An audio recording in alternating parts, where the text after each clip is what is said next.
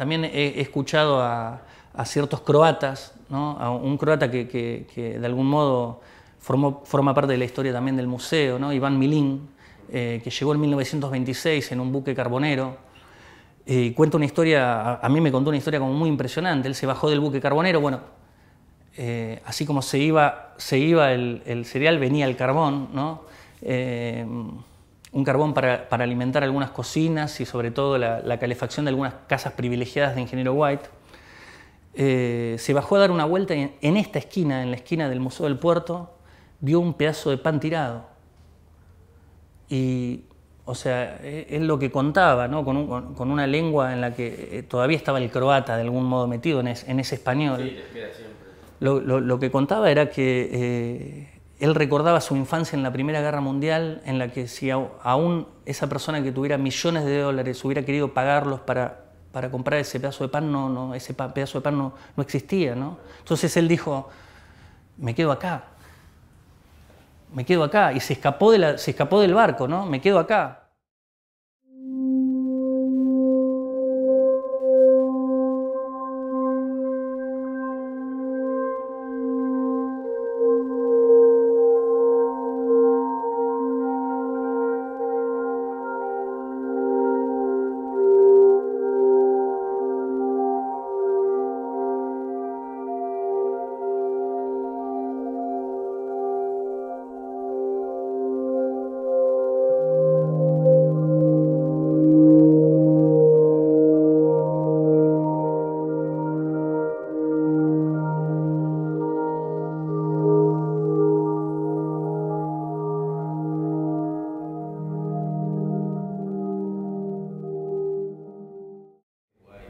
Bueno, White es un puerto que a lo largo de su historia se caracterizó por transformarse en el principal puerto de exportación de granos. Todavía lo es y lo es de una manera muy importante.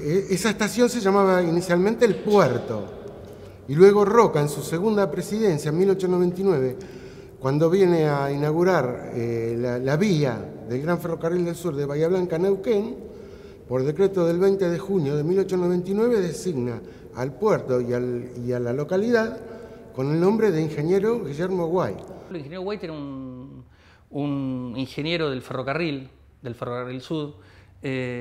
Siempre se generó un malentendido porque está la idea de que era un inglés, pero en realidad era argentino, nacido en Dolores, en la provincia de Buenos Aires. Era un administrador de los ferrocarriles ingleses, muy amigo del general Roca, del presidente Roca, y entonces cuando falleció le puso su nombre a ese puerto, por el único mérito de ser su amigo, y sigue llamándose hoy Ingeniero White. De algún modo una marca que llevan los huitenses es el modo en el que pronuncian el nombre del lugar donde viven. Toda mi vida viví en Guaite y pienso que me voy a morir en Guaite. No soy de Guay, sino soy de Guaite. Quiero que entiendan eso, ¿viste? Y para mí es el mejor pueblo del mundo, ¿entendés? Es mi lugar, es el mejor pueblo del mundo para mí. Cuando vos subís un colectivo y escuchás que uno dice llévame a Guaite o llévame a Huite, es alguien del puerto, ¿no? que está pronunciando mal ese nombre, ¿no? pero creyendo capaz que está haciendo un acto de justicia. Por allí salía realmente casi toda la producción de trigo y de cereales hacia Inglaterra, de manera que ese puerto tomó gran importancia porque todo el sur de esa pampa bonaerense es impresionante y se explotaba, por supuesto, a los obreros portuarios, a los estibadores. Yo soy historiadora e investigo sobre movimiento obrero en Ingeniero White a fines del siglo XIX y principio del siglo XX.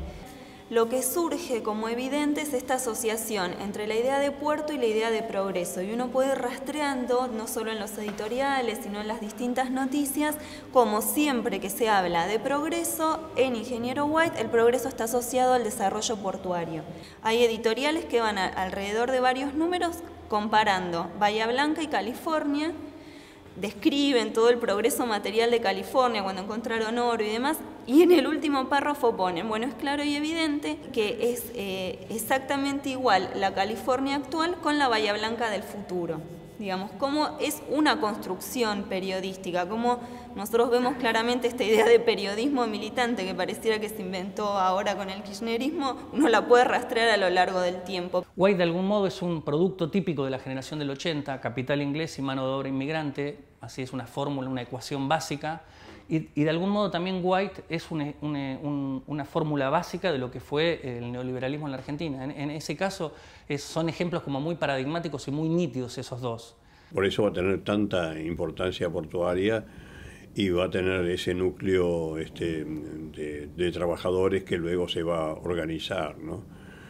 Principalmente con la ideología del anarquismo, que eran la ideología que trajeron los españoles y los italianos. Había revistas, diarios que se repartían, que se editaban en Ingeniero White, inclusive en Bahía Blanca, un periódico con un nombre altamente potente, ¿no? Brazo y Cerebro, ¿no? Como una respuesta a esa dirigencia política que veía en el trabajador inmigrante un brazo, ¿no? Y la respuesta era brazo y cerebro, ¿no?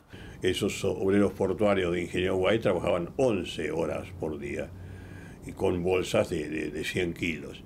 Entonces pidieron que esas bolsas no pasaran de los 80 kilos y que se redujera el horario a 8 horas de trabajo. Nada exagerado el pedido, sino una cosa absolutamente racional. Por supuesto fue negada, se hizo el paro y se hizo una manifestación y allí entró la prefectura y la policía a balazos en la marcha de los obreros y mató a dos hermanos portuarios, a José y Pedro Falcioni, y entonces se produjo algo que nunca se había pensado, un paro nacional en solidaridad con los obreros portuarios de Ingeniero White. Es decir, serían muy pocos los obreros argentinos que conocían dónde quedaba Ingeniero White. Sin embargo, la solidaridad llegó.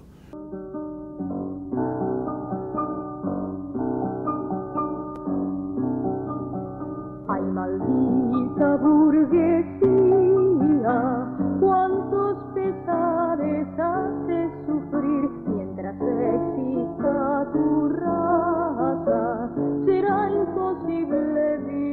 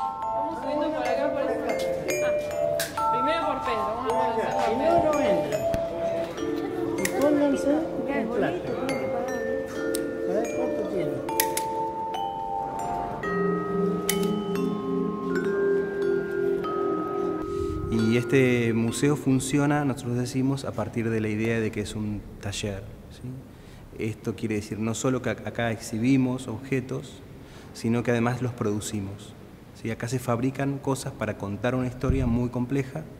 Así que básicamente lo que ustedes van a encontrar acá son herramientas, que es muy importante decir que son donaciones de trabajadores particulares que las fueron salvando, expropiando preventivamente en muchos casos durante el proceso de privatización y parcial desguace de los ferrocarriles, y que las trajeron acá, las pusieron a resguardo de la municipalidad.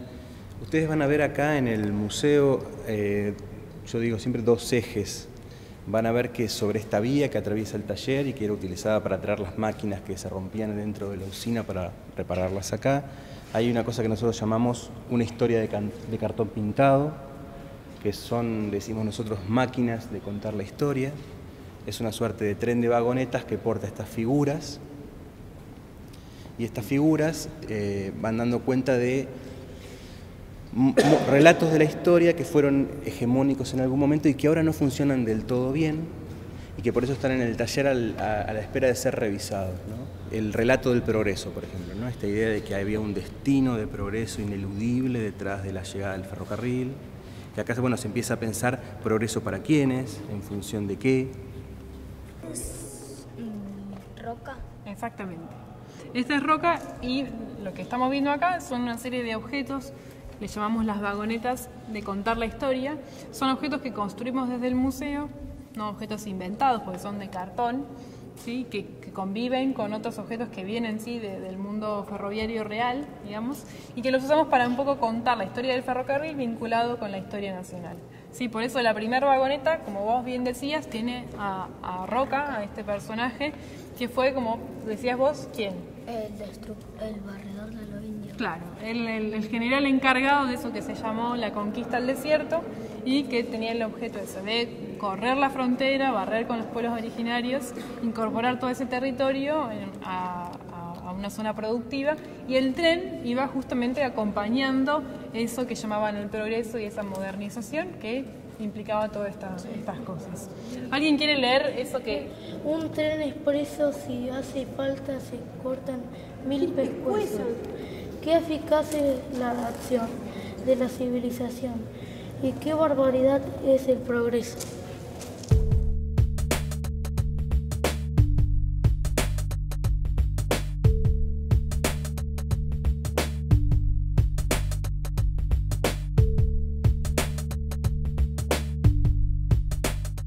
Tuvimos 8 hijos y 2 nietos, y mi marido y yo. Vivíamos hasta hace poco todos acá. Ahora ya las chicas, bueno, se fueron cerca a un departamento, así que bueno, descomprimimos un poco, porque éramos 12 acá adentro.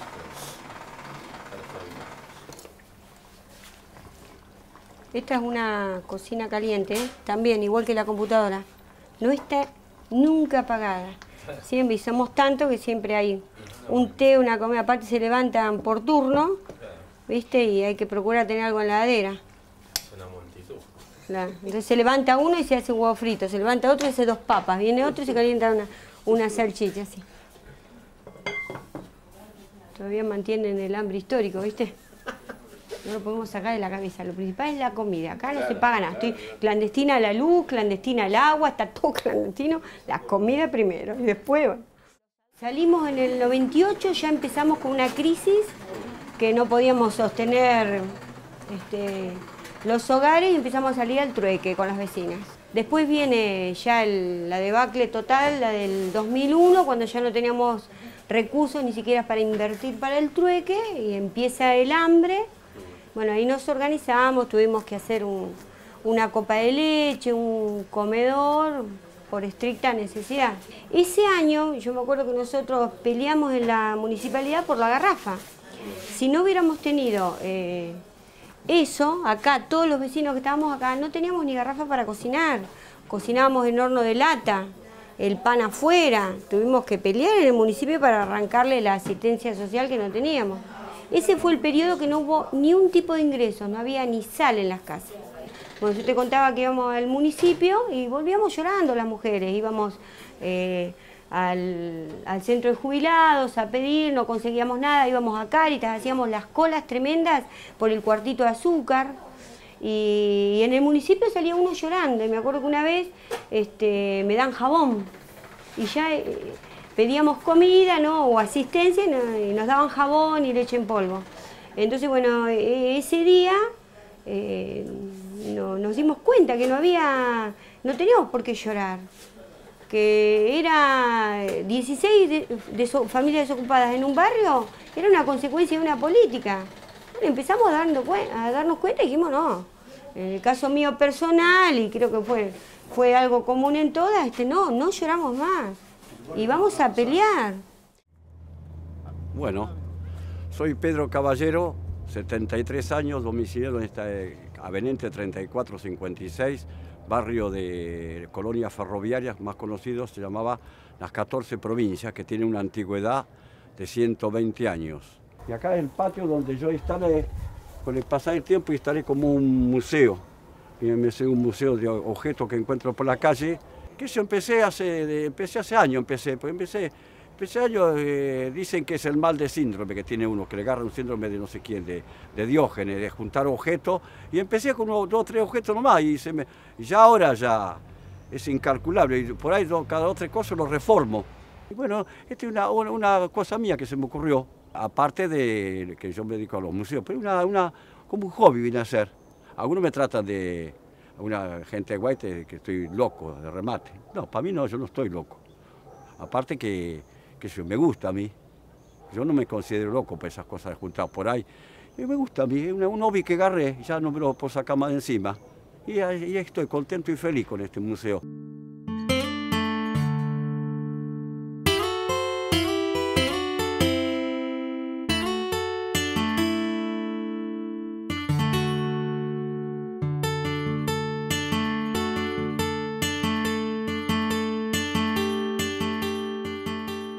Sobreviví a la movilización del 58, que fuimos militares, sobreviví a la huelga del 61, sobreviví en los años 70, sobreviví los años 80, los 90, y acá andamos, después de 45 años de ferrocarril. Me jubilé y andaba medio, no hacía nada medio depresivo. Acá tenía, hasta ahora tenía todas esas herramientas que están en el coso, las tenía todas acá. Y agarré un día, vino un muchacho y me dice, llévala, yo conozco Ferroguay. Me presentó a Ferroguay, llevamos todas las herramientas. En octubre del 2006, ahí me inicié en el Museo Ferroviario, me recuperé anímicamente, me volví de vuelta, encontré amistad, encontré gente, encontré otro motivo para pasar el resto de mi vida ahí, un grupo de gente buena en el museo, el director, todos los chicos, los muchachos que hay. Y ahí estoy entusiasmado en Ferroguay. En esta parte que estamos ahora, nosotros llamamos el taller dentro del taller, ¿sí? Ya tenemos al amigo Pedro Caballero, que él fue mecánico, así que nos puede contar un poco. Aprieta tuerca, va. Mecánico aprieta tuercas, 47 años en el ferrocarril trabajé. Y ahora me jubilé en el galpón de locomotoras. Y esto que ven ustedes acá, chicos, son las locomotoras a vapor que había en la Argentina, que corrían los trenes pasajeros. Todas máquinas a vapor, que eran todas a vapor. Tenía mucho material y mucha mano de obra. Había 10 oficios: estopero, encendedor, ajustador, calderero, arquero. 10 oficios tenían. Las herramientas que ven acá son todas herramientas, las máquinas a vapor que usábamos nosotros. ¿Ves? Esa herramienta, ¿ves? Que actualmente no existe más. ¿Ves, chicos? Eran todo trabajo pesado y todo trabajo a los 50 años quedaban embromados. La gente de tanto trabajo, era todo trabajo pesadísimo, ¿ves? Pedro Caballero lo que hace es toma de este enorme espacio algunos objetos que son muy significativos para él y los utiliza en su obra. Los utiliza, por ejemplo, para con ellos reconstruir un mapa del lugar en el que él vivía cuando era chico, en Puerto Galván. Y entonces una tenaza que él trajo en algún momento, que se le sirvió para laburar toda la vida, se transforma en su casa, y hay un juego metafórico que cruza el objeto que en rigor forma parte de la historia ferroviaria con la historia personal de un laburante que es Pedro, ¿no? Les habla para todos ustedes Pedro Fontana Reyes. Tengo el agrado de invitar a todos, próximo sábado, 13 de junio a las 19 horas, la gran obra de teatro documental Archivo Caballero, en la fonoplatea de Ferroguay. Muy buenas y cordiales tardes.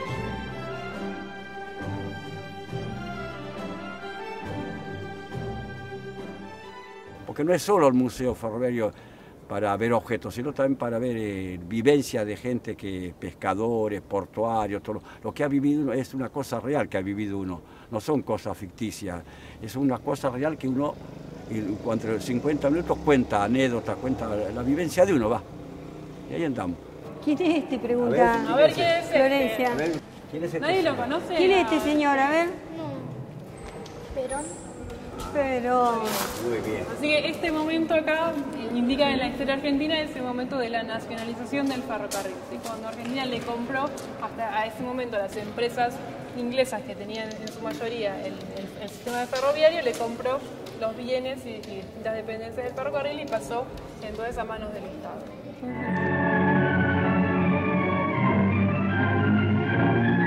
Sobre los campos yermos, sobre la tierra virgen de progreso, el sueño de los hombres que nos dieron la patria se materializó en las paralelas de acero portadoras de la civilización. Era un ideal en marcha. Nuestra riqueza, sangre de la tierra trabajada por argentinos, se encauzó en las arterias de acero que llevaron por todo el país su mensaje de progreso. Las cosechas dieron su bendición de abundancia. El campo, otrora maldito por el malón, se abrió en surcos tras la punta de lanza de las locomotoras y las ciudades surgieron a la vera de los rieles.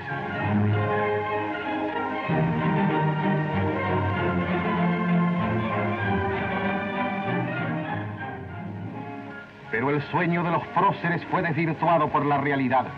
No teníamos potencialidad económica y los ferrocarriles no pudieron ser patrimonio nacional.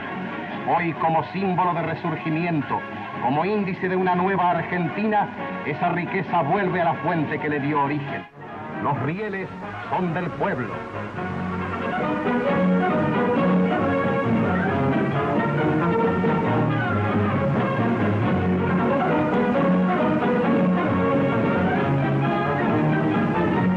En todo el país el júbilo es unánime.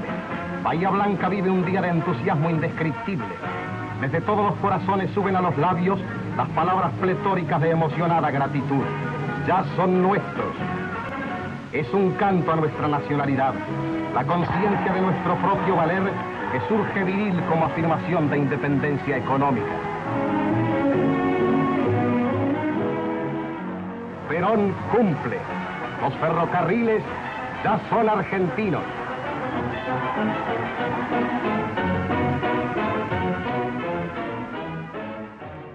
Vos pensás que asociado al ferrocarril había muchísimos oficios.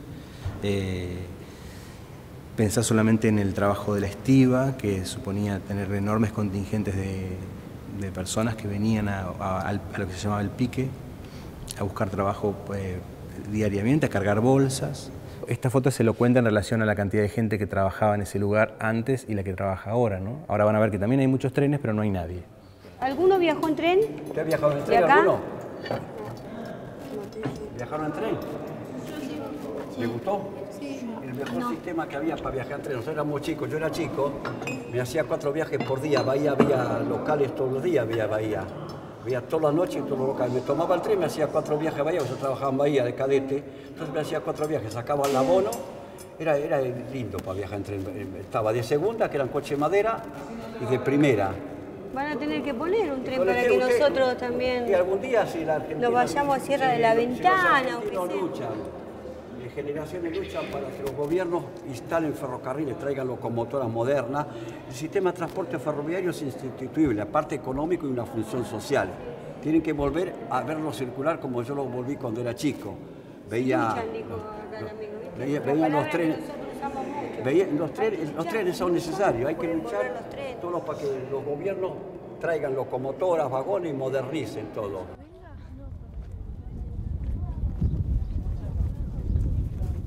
¿Ustedes vienen acá a la ría? ¿Hay algún lugar donde bañarse ahora? No. Ya eso, ya para bañarse no queda prácticamente ningún lugar. Y un lugar donde venir a ver, aunque sea del mar, tampoco quedan muchos. Pero existieron en White, en Galván, un montón de balnearios que ahora por ahí Roberto nos va a poder contar un poquito más de eso, donde la gente venía a bañarse. Bueno, justo nos tocó un día que la marea está baja. Allá estaba el canal, ¿ves? Pero cuando está alta, bueno, esto cubre todo, el agua cubre todo este lugar. Sí, y ahí no se ve, pero ahí estaba la salida. Allá está, donde están las piedras. Allá. Ahí donde están las piedras. Ahí era el canal. Ese montículo de tierra, por ahí estaba la salida del canal. La salida del agua que enfriaban los generadores y salía por ese canal, agua calentita y nos bañábamos ahí. Agua de mar. Claro, agua de mar. Posible. Exactamente. Por supuesto que tenemos que pensar que ni esta cerealera que tenemos acá enfrente, Tuefer, ni tampoco la termoeléctrica existía, ¿no? De acá en más era todo horizonte de playa. Y acá también había canoas de pescadores, ¿no, Roberto? Ahí fondeaban las canoas, los pescadores. ¿Ves dónde está esa? ¿El esqueleto ese? Sí. Bueno, ahí dejaban todas las canoas. Después tenía el agua limpita, vos te bañabas, nadabas, te metías. Y ahora mirá lo que es esto. Parece Chernóbil.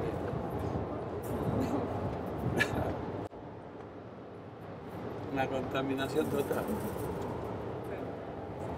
Te van a ganar llorar, ¿eh? Hay un sector que es, digamos, la franja costera del castillo, que da al canal de acceso de la ría de Bahía Blanca, que nosotros llamamos la Rambla de Arrieta porque en algún momento, en el año 34, el único intendente socialista que tuvo Bahía Blanca, que se llamaba Agustín Arrieta, proyectó para esta zona un gran balneario popular que preanunciaba lo que después fue Mar del Plata. Sin embargo, con el correr del tiempo esto se transformó en otra cosa, ¿no? Los emplazamientos industriales ocuparon progresivamente toda la costa, incluso ahora, bueno, es un proyecto público del Consorcio del Puerto rellenar esa franja de mar que nosotros todavía podemos ver desde acá. Y nosotros, bueno, reivindicamos ese espacio como un espacio de recreación y a la vez de percepción de la complejidad de ese paisaje, porque en ese lugar había un balneario improvisado por los vecinos. Nos da pena toda esta contaminación que hay, que no se pueda disfrutar de un balneario. Siendo de acá queremos bañar y tenemos que ir a una pileta particular a bañarnos. O a Montermoso. En los barrios, en la periferia no podemos ir a ningún lado. Nos quedamos en el barrio. Antes nos pasamos todo el día en la playa, de noche veníamos, de madrugada, pescábamos. Sí. Había moluscos en los muelles, en los palos de los muelles del muelle viejo, esos muelles que están ahí. Almejas, ¿no? No, músculos negros. Vos ibas te metías con una lata, los raspabas, los sacabas, te hacía una bolsa así de músculo y te la llevabas a tu casa.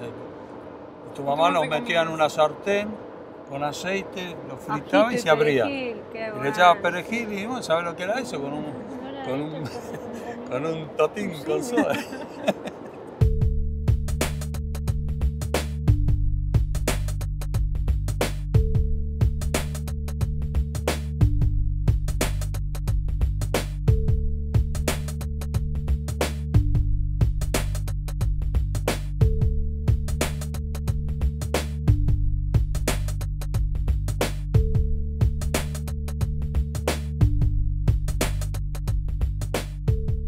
Guaita hasta la década del 70 era un puerto donde se veían los trabajadores. Era un puerto que vos veías que estaba movido por la fuerza del hombre, ¿no? El pueblo de Guaite recibía los beneficios del puerto, los barcos que venían, los tripulantes consumían todo en tierra.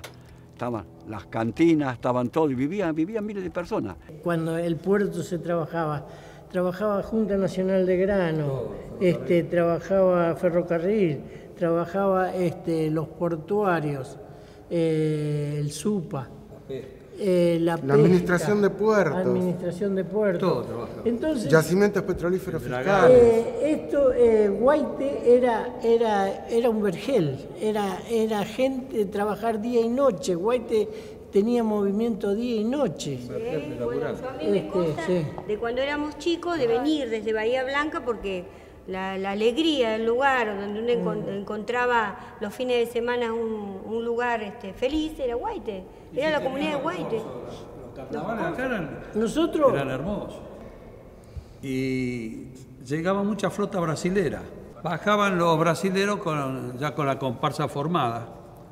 Y ya del barco venían con la batucada, los instrumentos, y tipo Río de Janeiro, parecía un zambódromo, parecía el empedrado. Y se metían en los bares, tocaban dentro de los bares.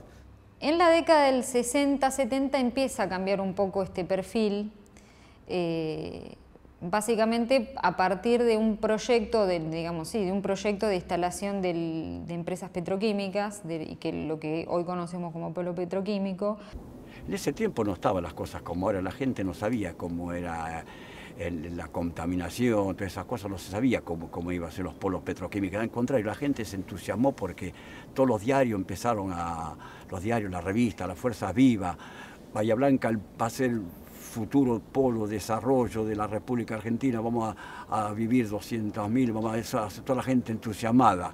La comunidad de Guaite estaba muy bien predispuesta al polo porque pensó que venía el progreso, el desarrollo y todo lo demás. La ciudadanía bahiense es muy particular en ese aspecto, muy cerrada, muy pequeña, burguesía media, bueno, vamos a decirlo claramente, bastante reaccionaria. No por nada, bueno, fueron educados por la nueva provincia, además la nueva provincia sigue teniendo un predicamento, ¿no? El editorial que sacó cuando murió Macera fue de terror, realmente, reivindicándolo casi como un héroe, ¿no? Hasta llegaron a ser la Fuerza Viva de Bahía Blanca en esa época un paro de actividad en la Plaza Rivadavia para reclamar que se instalara el polo petroquímico, la CGT, las confederaciones de fomento, toda la fuerza que se decían vivas, fuerza viva se decía en esa época. Sus orígenes, como decíamos, Petroquímica Bahía Blanca era estatal, tenía el 51% de acciones del Estado. Fue el Estado el que hizo posible la existencia de este polo petroquímico, a partir del Banade, que fue quien financió todo esto, si no, no había polo petroquímico. Creo que es la misma historia que se repite en muchas áreas industriales del país, donde si no es por la acción del Estado, no hay desarrollo industrial. El gobierno Lanús se vino acá por la piedra fundamental. El 17 de noviembre del 72 a las 17 colocó la piedra fundamental. Formó fabricaciones militares, gas del Estado y otra empresa más, las acciones. Entonces formaron la compañía petroquímica Bahía Blanca. Nosotros acá hace 36 años que vivimos en este barrio y como siempre dicen las empresas que vinieron ellas primero, pero no. Cuando vino el doctor Lanuse a poner la piedra fundamental de la petroquímica, en ese momento entraron los gendarmes a revisar las casas, ¿viste? Por miedo de que hiciéramos algo. No, nosotros ignorábamos, pero completamente, lo que podía pasar y qué nos podían estar haciendo estas empresas para nuestra salud. Claro, dijeron en ese momento, dan trabajo, todos contentos, los vecinos. Bueno, vienen a dar trabajo. El proyecto no avanzó como se esperaba, tuvo muchas idas y venidas, básicamente por realineamientos políticos que a nivel nacional, digamos, no favorecían la instalación de ese complejo. Y durante un tiempo estuvo como dormida la idea de instalación de un polo petroquímico. Finalmente en los 80 se concreta. La planta se pone en marcha en el 86, las plantas del grupo Indupa. Pese a que, bueno, fueron inauguradas ya en democracia, con un gobierno, el gobierno de Alfonsín, la estructura empresaria interna se seguía manejando con esquemas parecidos a un régimen autoritario. Y de hecho, bueno, todos los jefes de personal eran ex militares retirados, ¿no?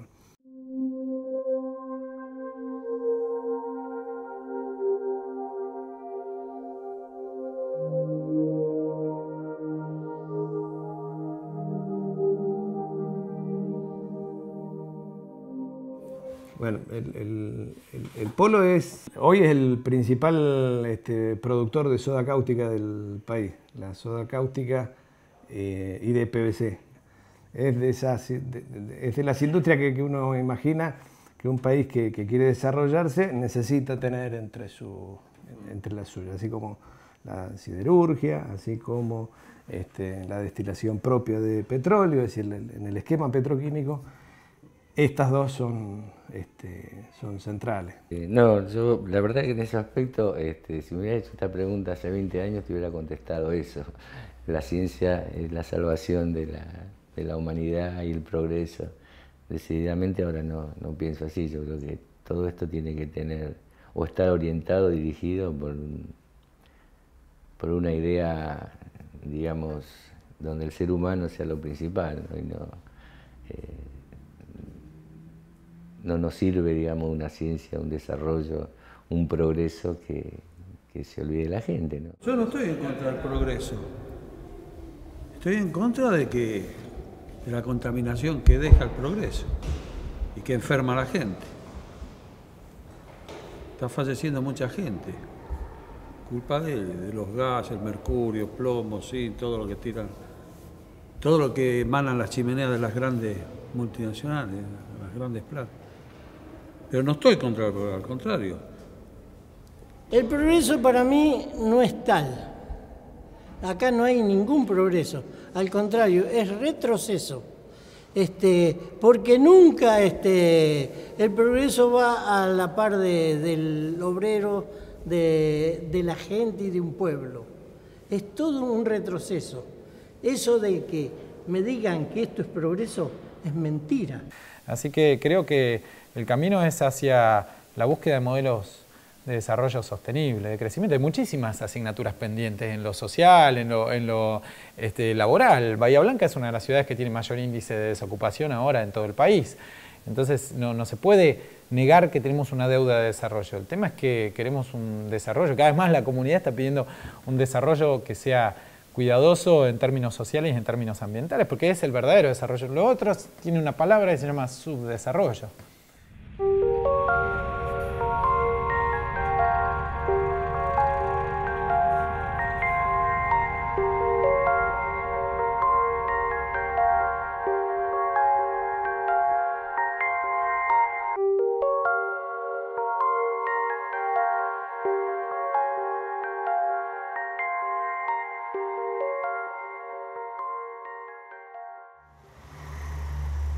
Y a muchos les gusta que el polo petroquímico esté instalado.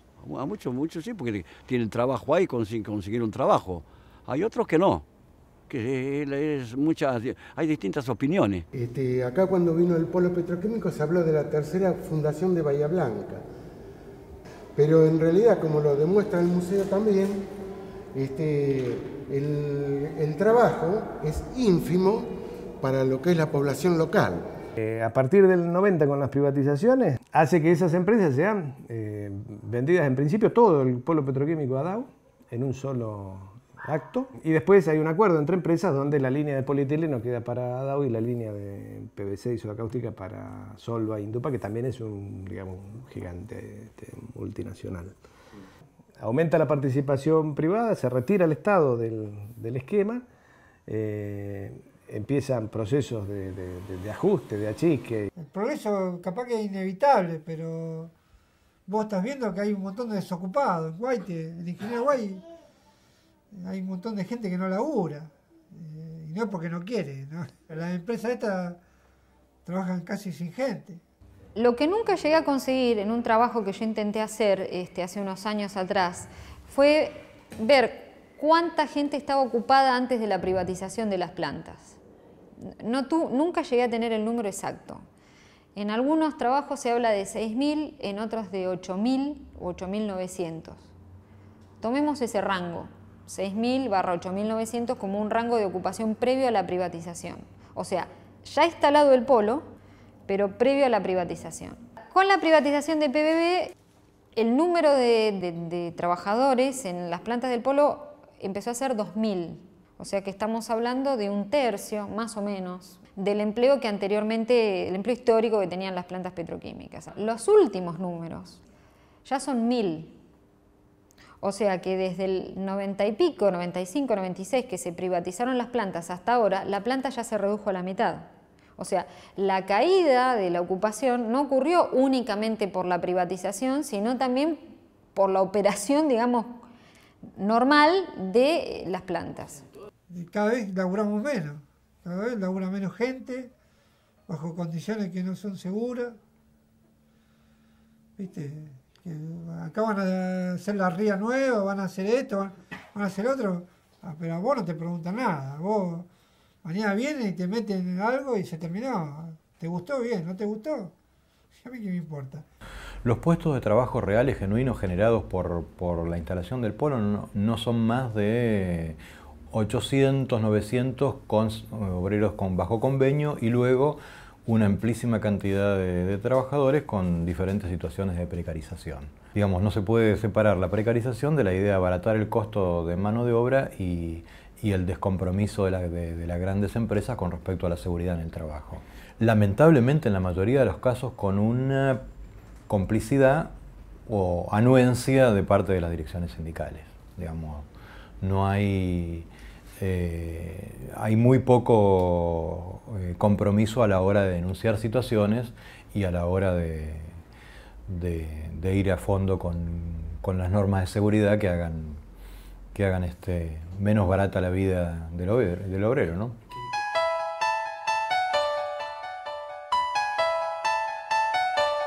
Los elementos de protección personal no eliminan los riesgos. En las diferentes actividades que realiza una persona, generalmente se expone a diversos riesgos. Para ello, el individuo busca aislarse, protegerse de alguna manera. Vestimentas, dispositivos y accesorios de diferentes tipos se han diseñado para proteger a las personas de posibles daños. Por ello, se deduce que los elementos de protección personal no eliminan riesgo alguno y, por lo tanto, no pueden ser considerados como una protección en una maquinaria, una operación o un procedimiento. El equipo de protección personal es y debe ser considerado como una protección adicional o protección secundaria. Es la última barrera, el último filtro que hay entre el hombre y el posible daño.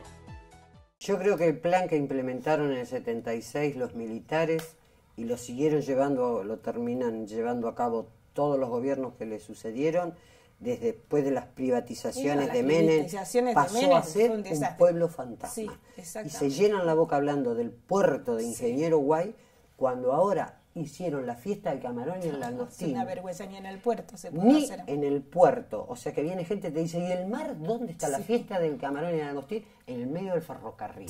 Entre la tierra, entre las vías. Es un proceso de transnacionalización en el sentido de que intervienen mucho más preponderantemente empresas cuyo capital es de origen extranjero, pero además monopolizando el uso del espacio, porque, por ejemplo, la pesca artesanal hoy prácticamente es inexistente. Está reducida a su mínima expresión, que es la salida de, no sé, 3, 4 lanchas por día, cuando antes daba de comer a 300, 400, 500 familias, no solamente de la captura, sino también del procesamiento, porque la pesca en parte se procesaba, o sea que eso tenía un efecto derrame, sobre todo el área de Ingeniero White. Muchísima gente trabajaba y vivía de esto, y es más, el volumen que se pescaba, el volumen que se pescaba era tal que había trabajo para todas las peladoras que quisieran pelar. Antiguamente había 120 lanchas en Guaite, bebían con los cajones enteros, trabajaban a la banquina, uno iba al muelle, le regalaban pescado, le regalaban todo, le regalaban. Ahora salen y traen 2 o 3 cajones langostinos. No hay más peces en la ría bahiense y las estadísticas muestran que era una ría que era muy rica y con una gran diversidad de peces, de vida marina. Bueno, eso desapareció, eso fue matado, básicamente por los desechos industriales, los vertidos del polo petroquímico. Es muy sugestivo que a medida que se amplía el polo petroquímico, se va reduciendo la temporada de pesca. Nosotros teníamos una temporada muy importante, nosotros laburamos a camarón y langostino de diciembre a mayo. Nos permitía pescar en forma más o menos continua y mantener el stock de los frigoríficos y una producción acorde para llegar a fin de mes y encontrarnos con un número. Hoy por hoy hemos salido ayer, antes de ayer, o hoy, los que han salido, yo no salí, y hemos agarrado con 8 redes 2 kilos de camarón. Pero antes salíamos todos los días y como mínimo agarrábamos 10, 15 cajones. Y el pescador era un orgullo. Yo siendo pescador estaba orgulloso de ser pescador. Y mientras tanto las empresas siguen tirando toda la porquería habida y por haber al mar. Y el pescador con la soga al cuello. Que se cague el pescador. ¿Me entendés? Mientras el progreso avance, el pescador que se cague. Hay muchísimos proyectos y ninguno de los proyectos tiene en cuenta ni la calidad de la ría, ni la calidad de las aguas, ni la reproducción de las especies, y menos todavía el pescador. Yo desde que tengo uso razón estoy pescando. Vos porque seas Proferti, Cargill, tenés derecho a venir después de 20, 30 años que yo estoy en la ría a sacarme de un día para el otro. ¿Por qué?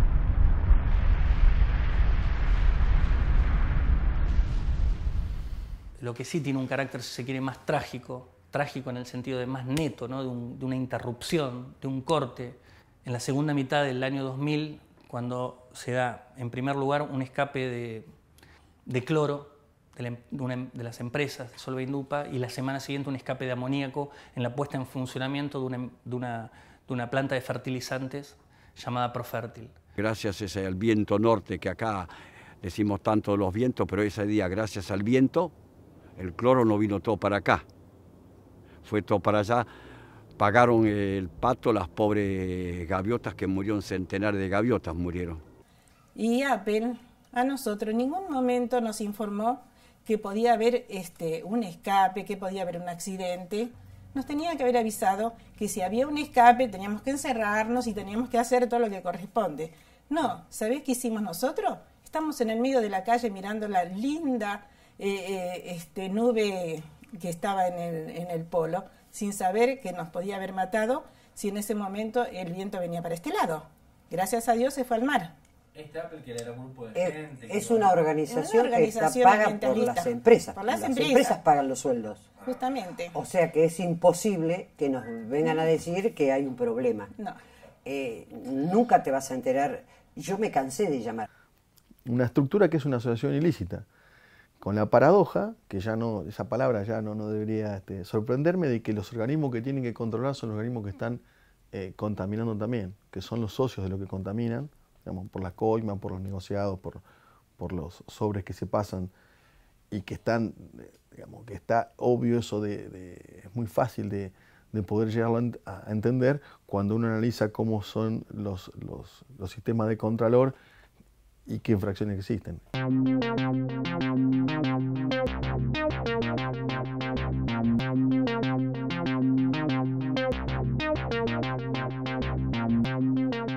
Y después pude observar en lo que es judicialmente lo que yo llamo el gran bonete, ¿no? Es como un partido de tenis en relación a que nadie quiere agarrar la manija, nadie. Todos los que pueden se sacan las causas encima, los juzgados federales la dan a los juzgados provinciales se la dan a los juzgados federales. Así pasó, por ejemplo, con los escapes de cloro y amoníaco, que fueron dando una especie de ping-pong hasta que llega a la Suprema Corte de Justicia. La Suprema Corte, en ese caso, que ese era el caso de Solvay, determinó que la competencia era provincial, pero para cuando llegó de vuelta archivaron la causa porque el delito por el cual la habían imputado se prescribió. Te digo, cuando vinimos a vivir acá, fíjate vos lo que es la inconsciencia, ¿no? Mirábamos para enfrente, que están todas las luces del polo petroquímico, y todos nosotros decíamos, ¡ay, qué lindo, mirá las luces! Sorprendido, se veía muy bonito las primeras luces del polo.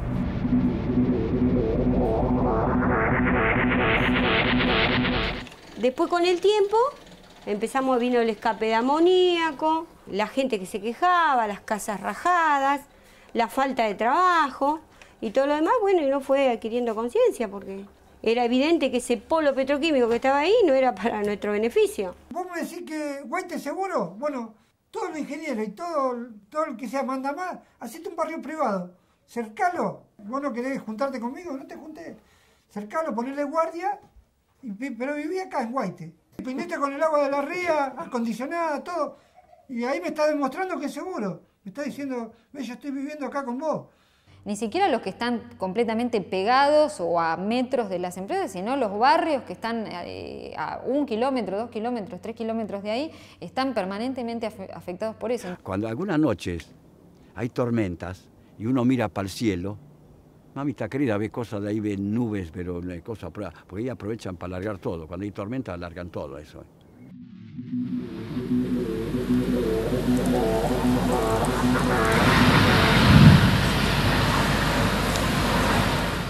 Una sucesión de violentas explosiones se percibieron hoy en la zona industrial.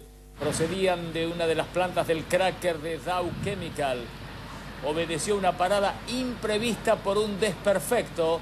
Hubo que ventear a las antorchas todo el material que estaba siendo combustionado en el proceso industrial.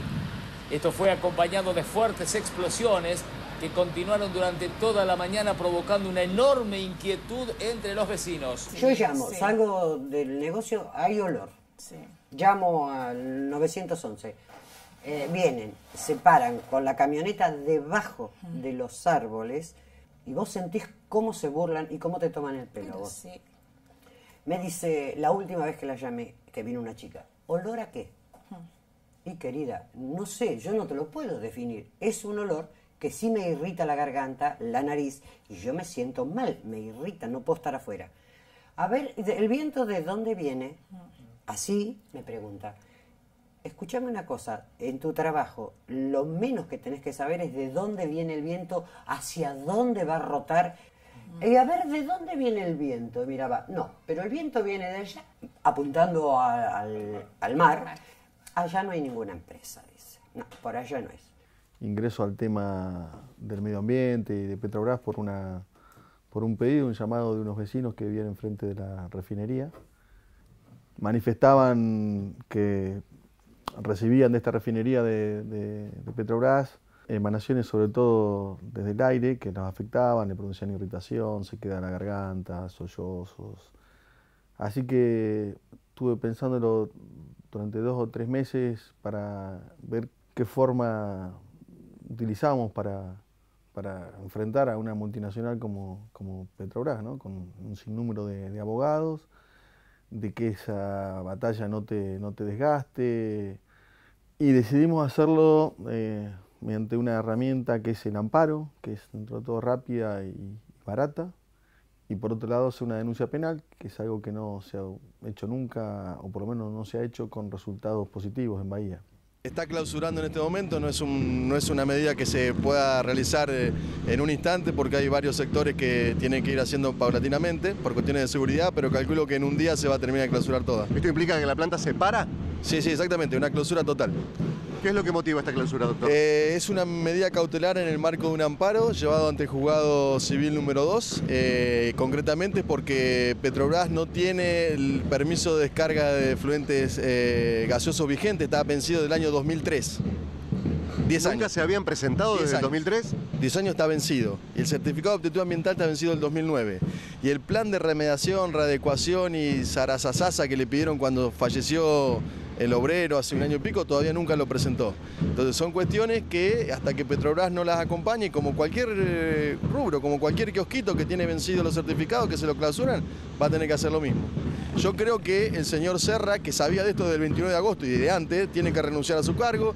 Creo que el CTE tiene que cambiar el paradigma, tienen que irse todas las personas, hay que poner gente ahí que controle y que defienda el medio ambiente y que defienda a los vecinos y no los intereses de las empresas.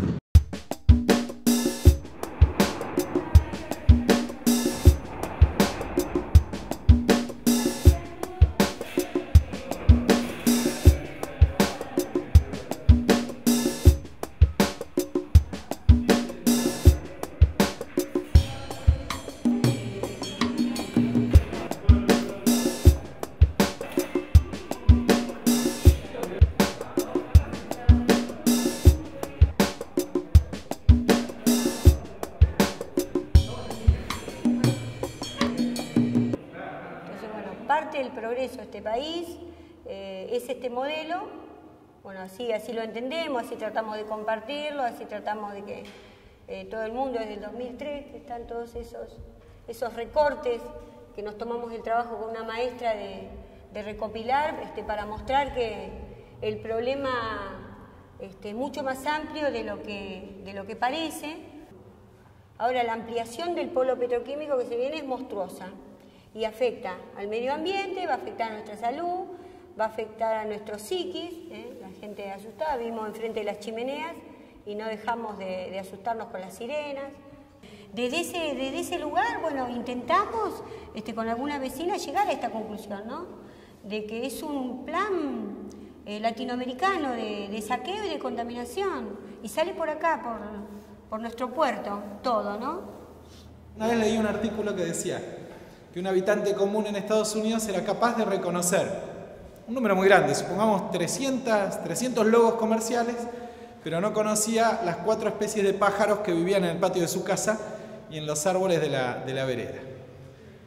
Es muy importante conocer los logos comerciales, por ejemplo, para no ponerle jabón en polvo a los tallarines o una cosa así, ¿no? Pero, ¿qué problema hay con no conocer los pájaros y las plantas del estuario? Más allá del problema, me interesa el diagnóstico. ¿Por qué no los conocemos? Bueno, porque nadie se ocupó de contarnos qué era, porque no nos tomamos el tiempo de aprenderlo, porque en realidad no nos creímos que fuera importante. En los últimos meses, frente a este proyecto de dragado en Ingeniero White, desde Galván hasta General Serri, se ha producido una polémica que no tiene antecedentes en temas ambientales en Bahía Blanca. Desde mi punto de vista no tiene antecedentes. Ya se hablaba otras veces, pero ahora algunos actores que hasta este momento habían permanecido callados se animaron a elevar su voz. Las universidades, los centros de investigación dijeron: este proyecto es un proyecto que va a generar cambios negativos permanentes en el ambiente. No debería desarrollarse con estas características y en este lugar. A contrapelo de esa opinión, las autoridades municipales expresaron que, bien, reconocen que puede haber impactos ambientales, pero que la ganancia económica es superior. Cuando inclusive el Departamento de Economía de la Universidad Nacional del Sur elevó un informe en el que mostraba cuáles iban a ser los impactos negativos desde el punto de vista económico también de una obra de esa naturaleza. El diario decía: bien está que los movimientos ecologistas pongan énfasis en el análisis de los proyectos de infraestructura pensados para desarrollar la ciudad, a condición de entender que el cuidado del medio ambiente no debe ser nunca un atajo para frenar el progreso. Textual: progreso y cuidado del medio ambiente como dos cosas separadas. Esa editorial atrasa 30 años por lo menos. Quiero decir, ¿quién concibe hoy el progreso como una cuestión que deja de lado el ambiente? El proyecto del emprendimiento portuario hacia General Serri es demasiado importante para que se levanten objeciones en su contra con base en el derecho a la sobrevivencia de los cangrejos y las gaviotas. Si fuera un proyecto chiquito discutimos, pero es demasiado grande. Aparte, bueno, se estaba analizando la cuestión. Nadie habla del derecho a la vida de los cangrejos y las gaviotas, nada más. Esta idea de que la naturaleza va por un lado y la sociedad va por el otro es la raíz de muchísimos problemas. Hay un texto muy cortito de Galeano en el libro de los abrazos que a mí me encantó, que es ese: un hombre de las viñas habló en agonía al oído de Marcela. Antes de morir le reveló su secreto. La uva, le susurró, está hecha de vino. Me encantó eso. El vino está hecho de uva. Bien, eso todos lo sabemos, pero él dice: la uva está hecha de vino. Y es verdad. Y como la uva está hecha de vino, la ría está hecha de gaviotas, está hecha de cangrejos. No es que hay gaviotas y cangrejos en la ría. No son un elemento decorativo. Es un sistema complejo que está formado por un montón de componentes. Por agua, por sedimentos, por corrientes, por agua salada, por agua dulce, por gaviotas y por cangrejos. Pensar un proyecto ignorando eso es equivocarse. Bueno, difícil seguir después de Salva, al que no me canso, eso lo quiero mencionar porque me parece algo importante, de escucharlo y de emocionarme cuando veo el cambio tremendo en la sociedad, en nosotros, en los vecinos y en la vida de lo que era el antiguo poblador de Bahía Blanca. El haber disfrutado de esos bañarios, el haber disfrutado de la armonía, de la vida de las comunidades, y ver ahora esto que tenemos hoy es triste. Para mí es un problema más de sistema, ¿no? El sistema en el que vivimos, que es el sistema capitalista que se basa en el lucro y en la depredación del ambiente para generar ganancias. Y esta idea de progreso que ustedes decían, creo que está asociada a la idea de consumo, ¿no? Y ese es el gran peligro. Esta esencia del capitalismo hoy es el consumir a costa de destruir el ambiente. Uno lo ve en lo cotidiano, no sé, en los paquetes que tenés para un producto, es una cosa pero exagerada, el gasto de energía en hacer, no sé, un saquito de té con otro paquetito de nylon, una cosa. Bueno, ese derroche, eso es el capitalismo, y ahí está, creo que la verdadera crisis, una crisis de valores, pero porque estamos insertos en este sistema. Lo que es cierto, para que no sea todo tan bajón, el crecimiento de las luchas se ve, se siente, lo compartimos. Entonces, una maravilla que hace 2 años no existía, esto de conocer a un Salva, a una Valentina, ¿no? Conocer a los chicos como la luchan y la pelean.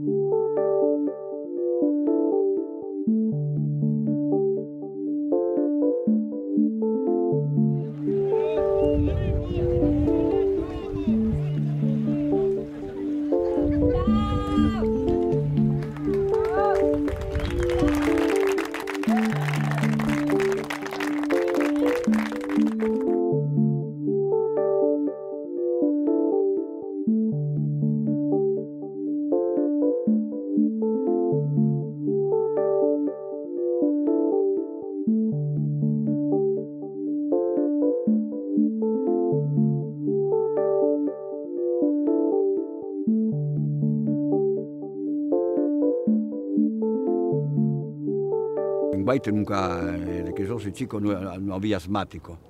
En esa época, el que nacía era asmático. Yo jamás tuve problema de asma, de nada. Nací hace 65 años en Guaite. Nunca había... Ahora tienen problemas todo el mundo. Aparte, se han producido muchos cánceres. Cáncer siempre existió. Desde que yo era chico existió. Pero ahora han existido muchos ahora. ¿Entiende cómo es? ¿Qué sé yo? Y esto, ¿sabe qué pasa? Que eso, nos guste o no nos guste, son todos productos químicos, el polo petroquímico. Hemos conocido vecinos, parientes, acá de mi marido, que se han muerto por alguna peste que se agarraron ahí. Y se murieron. Y no se sabe por qué, ni cómo, pero se sabe que se murió ahí, que se enfermaron ahí. Lo que pasa que, bueno, esa estadística, la estadística de la esperanza de vida de los trabajadores del polo está escondida. Si vos querés averiguar, de hecho yo intenté tener datos epidemiológicos para ver, digamos, cuál es el impacto, no solamente de los trabajadores in situ, de los que están ahí en las plantas, sino los de la población de White, por ejemplo, pidiendo datos de causas de consulta en las salitas médicas de White, y hasta que en un momento me topé con una puerta y dijeron, esto no, este dato no. O sea, a ver si... Aunque fueras una investigadora. Sí. Aunque fuera una investigadora y lo que fuera, o sea, me quedó muy claro que ese dato no.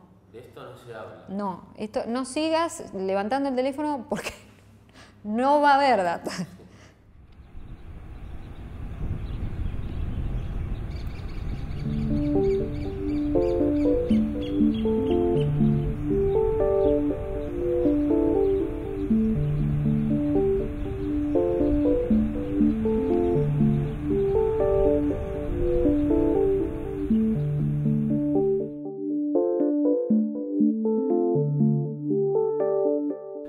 Después formaron, para calmar a la gente, formaron una asociación de químicos, industria química bahiense.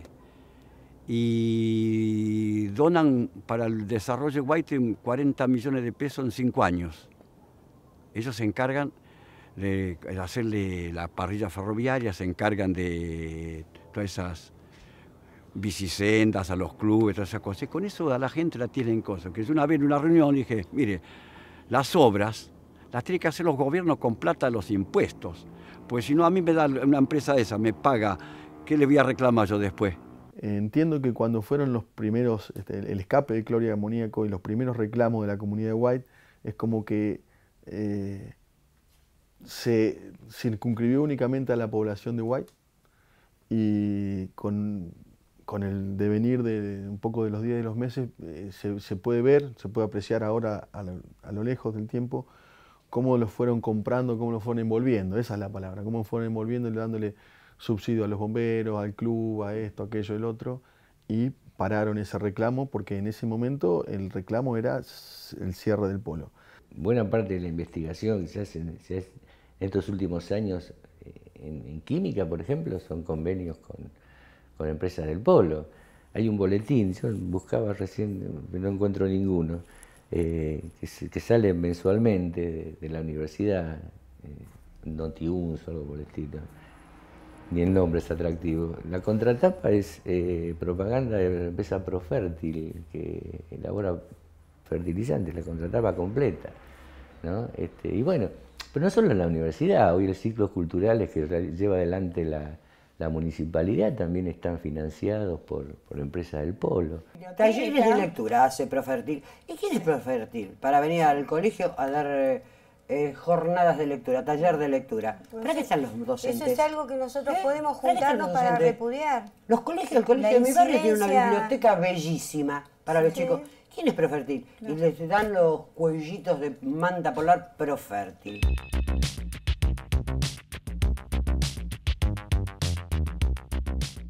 Luego la comitiva se traslada hasta el Salón de Usos Múltiples de los Bomberos Voluntarios de Ingeniero White, donde se realiza el acto de fin de las actividades del programa de la NFPA, Mis primeros pasos en la prevención de incendios, destinada a los alumnos de nivel inicial. El programa contempla que a través de 8 comportamientos básicos se les enseña cómo prevenir y responder ante un incendio, Mediante juegos especialmente diseñados y dirigidos por 2 entrenadoras pertenecientes al equipo del proceso Apple Bahía Blanca, los niños demostraron a padres, docentes, comunidad y participantes del evento las habilidades y conocimientos adquiridos. El rol de la agencia de publicidad Rex, en una oportunidad sacaban unos folletos hechos en un papel ilustración de 170 gramos, tenía cuerpo, hecho a todo color, se distribuía masivamente. Y bueno, y entonces decían los mitos del polo petroquímico de la ciudad. Y bueno, era muy grotesco, porque ponían una pava, un dibujo de una pava grande, y atrás las empresas también bosquejadas, y decían que lo que uno veía desde la ciudad era el vapor, lo mismo que uno veía cuando ponía a hervir agua, que era vapor de agua. En otros aspectos, por ejemplo, en lo que paga el polo petroquímico en concepto de impuestos al municipio, ¿no? Porque uno puede decir, bueno, está bien, el empleo no, pero deja mucha plata porque tiene que pagar impuestos, tiene que comprar cosas, ¿no? Tiene que contratar combis, tiene que contratar taxis, digamos... Bueno, ahí en alguna medida también hay algo que está dejando. Bueno, eso es menos del 4% de la facturación. Menos del 4% de la facturación total del polo petroquímico queda retenido acá.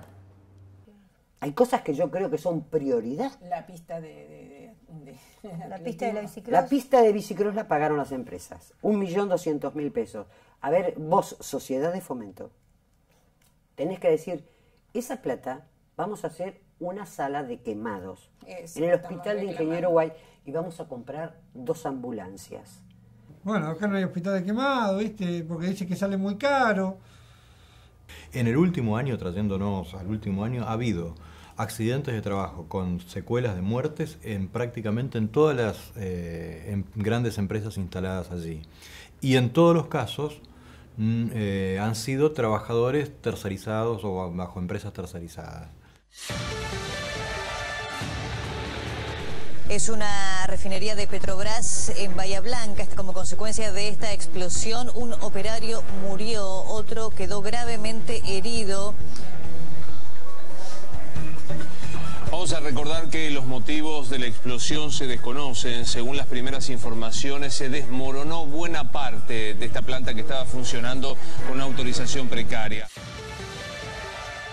Petrobras es el caso más emblemático, porque Petrobras es como... ¿Cómo te puedo explicar? Es una refinería que tiene 75 años que no tiene ningún tipo de mejora y que como están las circunstancias dadas de que no hay nafta, no hay combustible, va a seguir así porque no se puede cambiar. Entonces, por eso cuenta con el aval del OPDS, que es otro organismo que está corrompido hasta la médula, y permiten que sigan trabajando con certificados truchos. Cada tanto hay un escape, cada mes y medio un escape, cada tanto hay un accidente y cada tanto hay una muerte también. Y la muerte sigue también sin determinarse quién fue el que lo mató. Y de paso, solapadamente, en los comunicados dicen que fue por negligencia de los trabajadores, como siempre lo hacen. Uso inadecuado de los elementos de protección personal. Una proporción muy importante de accidentes laborales ocurren debido a la falta o el uso inadecuado de una protección personal.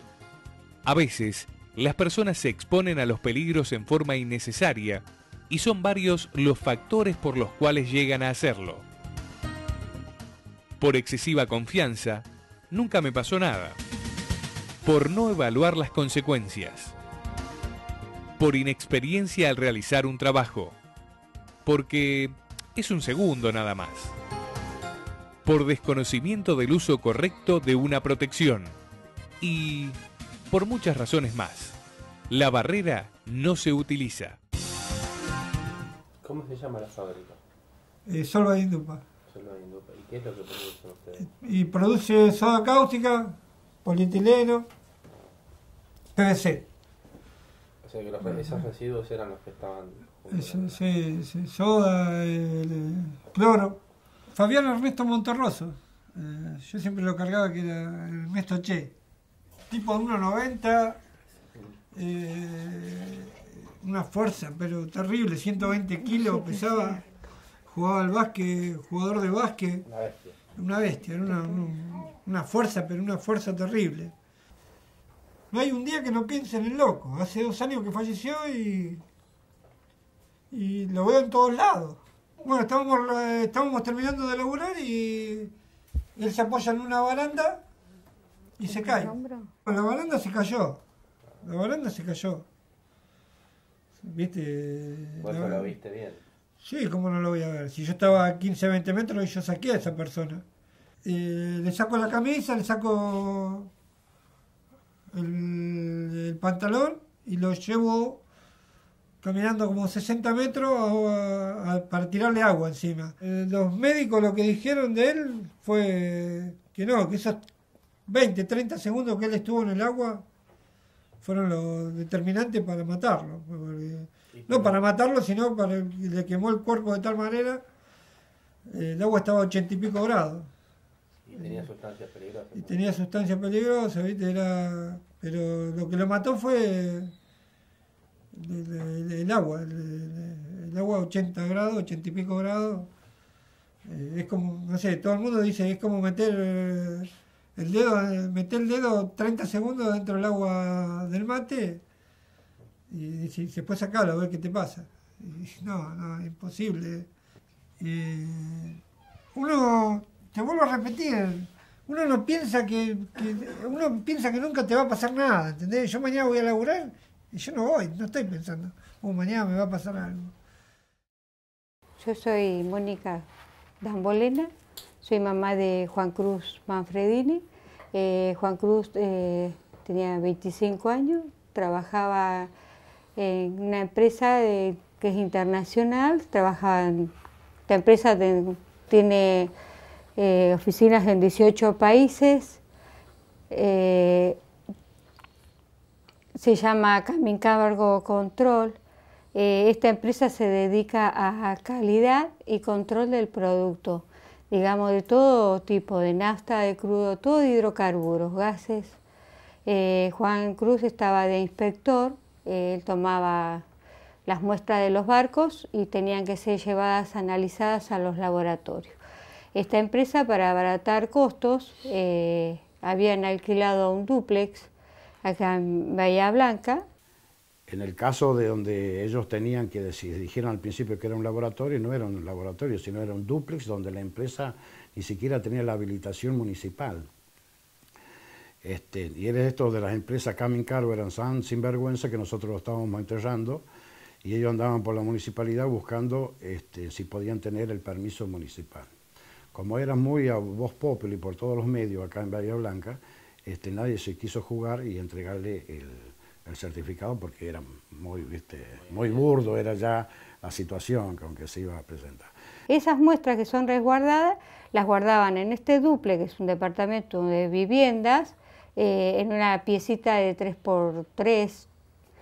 Bueno, ahí guardaban todos los tipos de muestras, que eran sacadas desde Caleta Olivia, de Necochea, las últimas fueron de Miramar. Acá han violado una ley provincial de sustancias peligrosas. Primero, está demostrado, hay todo un camino a seguir donde para transportar sustancias peligrosas tiene que haber todo un requerimiento de ciertos componentes de seguridad. Acá un FIA 1 circulaba por la ciudad con combustible y con propano y butano, ¿no? Inclusive las muestras las mandaban por colectivo, está comprobado. Y cuando no eran guardadas, llevabas acá analizadas en Bahía Blanca como para abaratar costos, las llevaban a Buenos Aires y las trasladaban en muestras de colectivos de pasajeros, ¿no? Eran cajas de 10 kilos más o menos, iban todas las muestras y las hacían pasar como equipaje de agua contaminada que las llevaban a analizar. Y eran todos tipos de gases, todos hidrocarburos. Bueno, ese día hizo calor, fue justamente el 17 de octubre del 2010, fue para el Día de la Madre. Juan dice, entró un barco y dice, tengo que ir a buscar, y me voy a trabajar, me dice. fue pasar por la oficina a buscar unas famosas garrafitas que son como unos tubos, como las de Sodago, un poquito más grandes. Y bueno, se ve que él alcanza a abrir la puerta y hace la combustión entre el aire, el oxígeno, digamos, y lo que había adentro hace la explosión. Ahí hubo una explosión en menos de un minuto y un poder calorífico arriba de los 1000 grados. Obviamente lo agarró a él y lo limpió, es decir, lo explotó prácticamente, porque el enfermero me decía que la ropa, inclusive la ropa de él, los pantalones y la campera, la camisa que tenía o la chompa que tenía en ese momento, estaban todas rotas, hechas aquí, todas tiras, porque la explosión la había entrado. Lo único que no tenía quemado él eran los pies, porque los tenía con las zapatillas o los zapatos, y una marca atrás de la nuca, porque la explosión, al tirar la cabeza para atrás, eso, lo demás tenía todo quemado, 95% del cuerpo tenía quemado. Sale Juan, baja una escalera, porque era encima como una escalera, parecía una cueva. Baja de la escalera, ya estaba todo quemado, la ropa pegada, todo. Entonces, él lo único que atina a decirle, llamame a mi jefe y decirle lo que pasó. Entonces llaman, bueno, ahí ya me avisan a mí, la ambulancia tarda más de 20 minutos, porque como era un día festivo, estaba toda la gente afuera. Hasta que llega la ambulancia, cuando yo llego al hospital no me dejan verlo. Bueno, yo ya ahí ya no lo pude ver más. Estaba todo tapado, todo.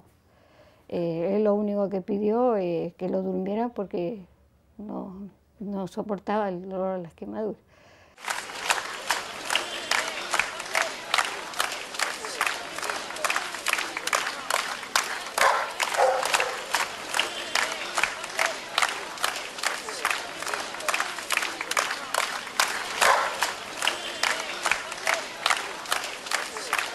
El tema de Juan Cruz es un tema casi, la muerte de él, el accidente de él es casi emblemático porque pone al desnudo todas las falencias del sistema. Porque es un muchacho joven, súper precarizado, haciendo trabajos que dejan fortunas de ganancia a las empresas. Él había firmado un acuerdo, firman un acuerdo con las empresas de no decir, contar lo que hacen, ¿no es cierto?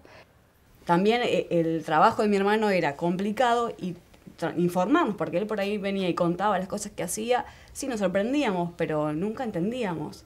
Ahora estar metido y es como que uno va aprendiendo y de todos los casos que escucha también es como que se mete. Daba clases de seguridad porque él había hecho los cursos previamente y claro, le daban un plus, pero el que firmaba las charlas, porque él no tenía matrícula, era otro, que nunca presenciaba. Entonces ya desde ese punto, y él al no, comprometerse a no contar eso, él contento, porque me dieron un extra, o no sé, o voy a viajar acá. Claro, buscaban chicos solos, solteros, jóvenes, entonces como que... Sí, para los cuales la vida es una aventura. Tal cual, tal cual. Entonces, bueno, es como que a él le gustaba su trabajo. ¿Le sacaron el celular y la computadora de Juan Cruz? Sí. ¿Se la llevó quién? En el mismo momento, no sé. Yo te digo con la desesperación, como dicen que yo esperando que saliera Juan y que me explicara y que me hablara en esos 4 días que yo estuve en el hospital, mientras yo estaba, este chico, el jefe de Juan, le estaban sacando, yo sin saber nada, Yo creo que si guardaba las cosas que guardaba, si era muy prolijo con sus cosas, tenías pruebas él en un garage donde guardaba el auto y digo yo, es como que venía preparando un montón de cosas. Y sí, lo mismo que le pasó a la señora, en el fin de semana arreglaron todo, ¿entendés? No, como dicen todos, pasó, bueno, en el fin de semana se arregló todo. Eso pasó un jueves, el lunes ya estaba todo arreglado, ya no había problemas más de baranda, no se puede pasar más por el sector ese. Es una empresa que trabaja con las empresas todas del polo del puerto, digamos, y el polo. Soy YPF, Mega, TGS, trabaja con Camesa. Camesa es debido. Entonces hay mucha gente de poder que está atrás de todo esta empresa. Y esta empresa, como te decía también, al no tener habilitación, no tenía permiso ni de prefectura, el consorcio de puerto tampoco tenía nada, que decir que quién nos dejaba entrar, cómo trabajaba esta empresa así. Entonces hay alguien atrás que tiene el gancho o algo para que esta empresa empiece a trabajar, y te digo más, sigue trabajando igual, estuve averiguando y está, bueno, la dirección que han puesto ahora es la de Petrobras, que nos llama la atención, porque dice que están en la calle Avenida Colón al 3000, y esa es la oficina de Petrobras. Lo importante por ahí es comprender para todos de que estas cosas no suceden si no hay toda una maquinaria preparada para que esto suceda. O sea, estas cosas suceden porque se permiten y porque así funciona el sistema y así trabaja el polo petroquímico y las multinacionales. Yo también, cuando murió Juan Manfredini, estuve buscando información enseguida sobre Camin Cargo Control. A las 48 horas ya tenía un aviso en CompuTrabajo, un aviso de un lugar, de una vacante, de un aspirante a esos puestos, al análisis. O sea, es un número, es terrible. No, es un número, somos un número. Es mentira eso que es una familia, no es una familia, una empresa. La empresa saca su dividendo, está para ganar plata, nada más. Nosotros somos un número. Mañana a ellos les importan 3 bolas lo que te pasa a vos. ¿Viste? Somos los compañeros, los que están, después... ¿Cómo es posible que el municipio, el Ministerio de Trabajo y toda la serie de organizaciones que hay, incluido sindicato, no hayan al otro día haber parado esta ciudad para decir esto que no pase nunca más? Nos arriesgamos pensando que estaba todo cuidado, no sé la explicación que pueden dar, pero que no se haya parado esto como para que no se acostumbre a que por normal y natural esto está aceptado. Sí, un delegado sindical normalmente no quiere ni hablar cuando le decís por qué no organizamos una comisión de compañeros de trabajo que tengan foros sindicales que puedan hacer el trabajo de seguridad, de control de seguridad, pero que nos representen a nosotros. Unirse, ¿sí? Los trabajadores se tienen que unir, es la única forma de defenderse, porque vos tenés en Bahía Blanca el complejo petroquímico más grande de toda Latinoamérica y el porcentaje más alto de desocupación de toda la República Argentina, con el porcentaje más alto de tercerización y precarización.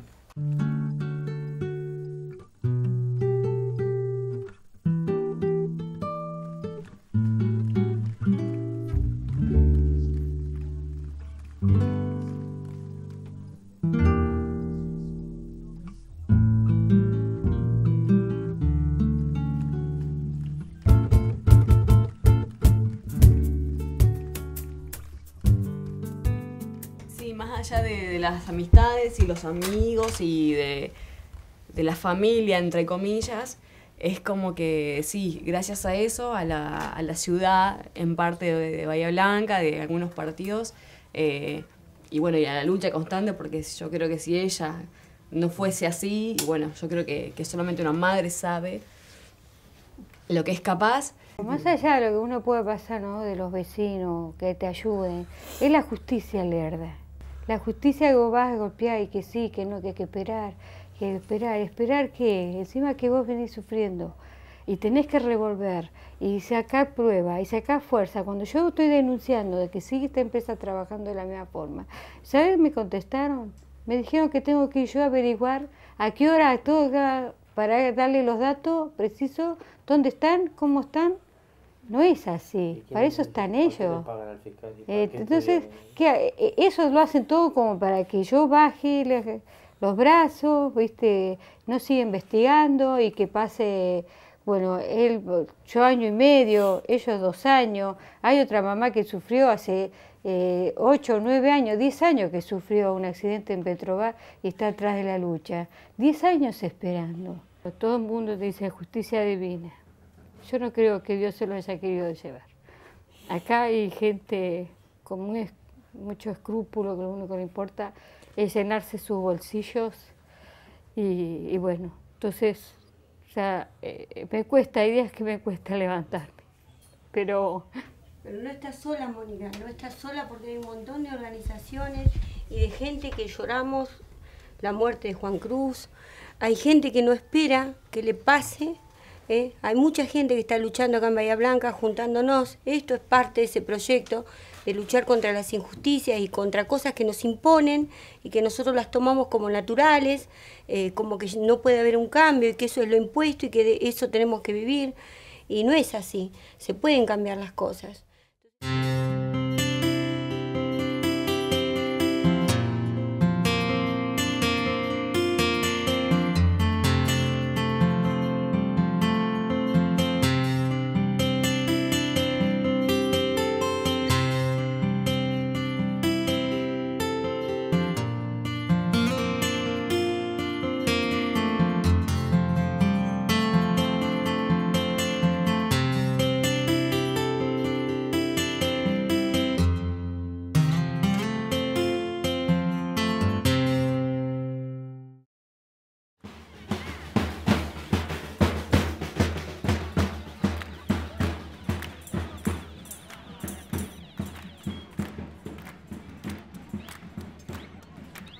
Lamentablemente, no solamente costó la vida de mi hijo, sino la vida de muchos trabajadores más. Hay 70 y pico de muertos que se han cobrado a través de accidentes precarizados, por la precarización misma.